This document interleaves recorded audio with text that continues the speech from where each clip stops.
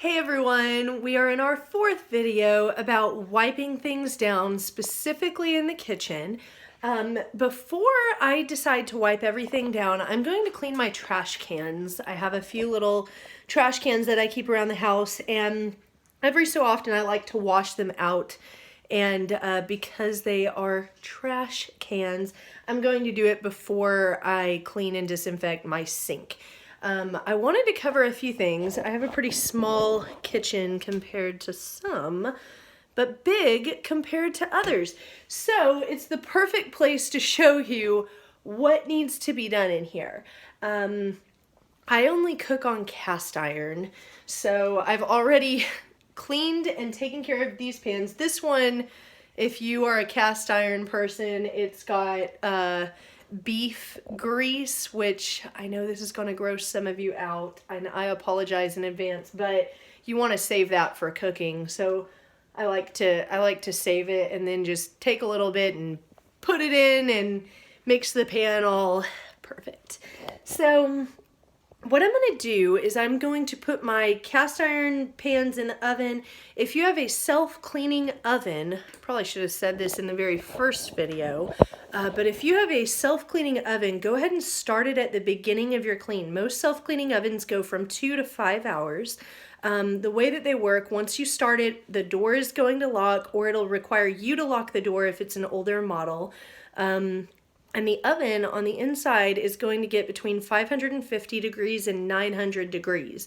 And that is going to burn everything up. So it's really cool because after the cycle is done, it'll go through a cooling period. If your oven doesn't have a very long cooling period, I usually just prop the door open, and it's going to smell like in your house. It's going to smell like a Schlotzsky's in your house. So keep the door propped open. If you have a window and the weather's nice, this is a great time to kind of crack a window or turn on the overhead vent. But the cool thing about a self-cleaning oven is after you are done, you can just go in and wipe it out. Like there's nothing more to it. If you do not have a self-cleaning oven, and I'm really bad about cleaning my oven, and I cook a lot. But if you don't have a self-cleaning oven, the best thing that I have found is vinegar and baking soda. Surprise, surprise.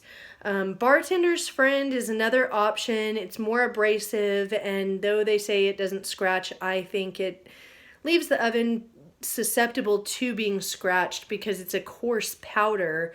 That's how it works.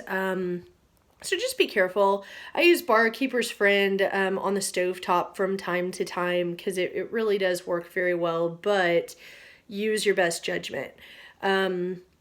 For refrigerators, and I don't think I'm going to clean mine today because I have too many groceries in it, but I will go over it. Wait until you have used up most of your stuff and don't get groceries until you do this. So I unplug it first. I just recommend it. It's not going to run, and especially with the freezer, oftentimes you'll find that whenever you are deep cleaning a freezer, your product is going to freeze up once you spray it inside, and it's going to make it very frustrating. So if you just unplug it for 30 or 40 minutes or a couple hours while you're cleaning it out, it's going to save you money because it's not going to be running, and it's going to make for a much easier process. First things first, you are going to take everything out of your freezer and your refrigerator. If you have a lot of food in there, I recommend doing it in stages. Do the freezer first and then go down and do the refrigerator, and just leave whichever door you're not working with closed. I would do the freezer first because this food is going to stay frozen for a while, and it's probably not going to hurt it if it dethaws and then you stick it back in. So take everything out, and then all of these pieces, like this shelf, these little things, they actually snap out. So you just pull on it, you pull in, and then you pull out, and these things will snap off. So you disassemble it first. Exciting. And then it snaps in real easy. But the reason that you do this is because there are little grooves in things, like in here.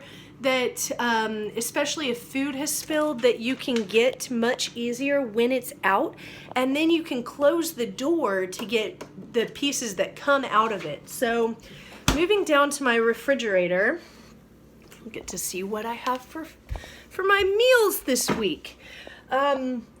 These shelves are going to come out, and then these drawers are going to slide out all the way. This glass top thing, it's gonna lift up and out. My refrigerator is in a very awkward place where it doesn't actually get clearance because of these bars. So I'd have to pull the whole thing out to get this piece out, but I usually just clean around it because it's my refrigerator. So same thing with these guys. These are gonna pop out and then you pop them back in whenever you're done. Even this little guy, I don't want to break my butter dish, but this guy will pop out too, and you just squeeze in on the side and then pull out, and this guy will come out. Now, you can do it two different ways depending on what kind of cleaner you are. You can use the whole wipe it down, or if you're like me, you can pop everything that will fit into the dishwasher and let it rip. If I'm cleaning a home for someone else, it depends how long I'm going to be there. Sometimes if I feel comfortable, I'll just put it in the dishwasher. If it's a first time clean, or if it's a situation where I'm concerned about things breaking, I'll just wipe it down. Of course, the dishwasher way of doing things is going to save you a lot of time if you can put things in there, and if you have about an hour or two that you'll be cleaning around the house, might as well have the appliances do it for you. And then after that, you just pop everything back in, plug your refrigerator and freezer back in, and you're all set to go. So we've covered the oven and the refrigerator, and while I'm thinking about it, back to the oven, you're going to see this overhead vent here. You'll find that they usually get a lot of grease up on the inside. So whenever I'm cleaning an oven, whether it be a maintenance or a deep clean, because you don't want this to get out of hand, I will go through with a multi-purpose and clean up inside of the vent as much as possible, and then on top of the vent. You're also going to want to get the wall behind the oven if you have a backsplash. I have this, I don't know if you can tell, but I have a plastic piece of something behind that, so it makes it real easy to clean it. And then you'll want to get the face of the oven, so the outside of the door. A lot of ovens will also have a feature where you can lift up on the oven. So you can take out your switch plates. I just turned this on a minute ago. I don't know if it's still hot. So you just lift these guys, you push them in a little bit, and then you can lift them up and out. I do not ever recommend cleaning the burner plates if your oven has them. A lot of people have glass tops now, but if you're working with these little plates, just go get new ones. They're like $10 for two, $12, $14 for two. So, you know, if you're only doing it once or twice a year, it'll make it look clean. A lot of people will wrap it in foil. That's my personal preference. But my landlord asked me to stop doing that. So, I don't know, maybe a fire hazard.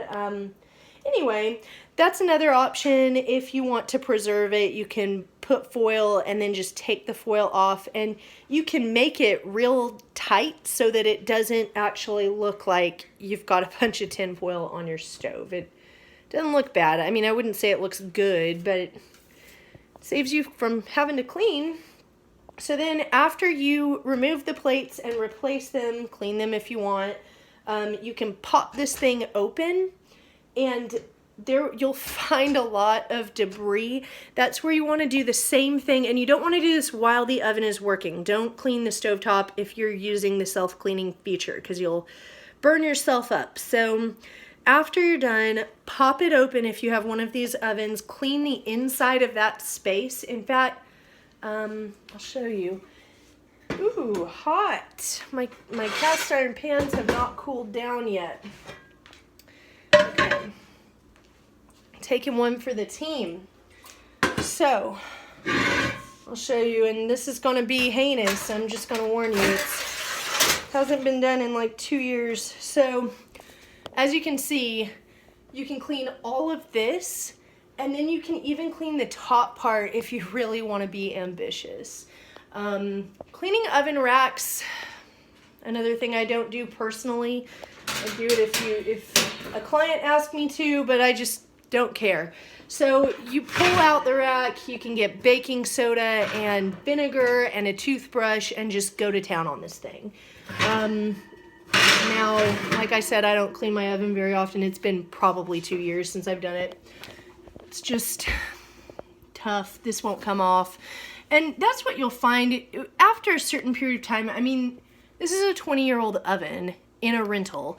So a lot of this stuff isn't gonna come off. But even some of the like things that you don't think that guy might not come off, but a lot of this would also wipe out. So you don't know until you try. Take the racks out before you clean it and then go through.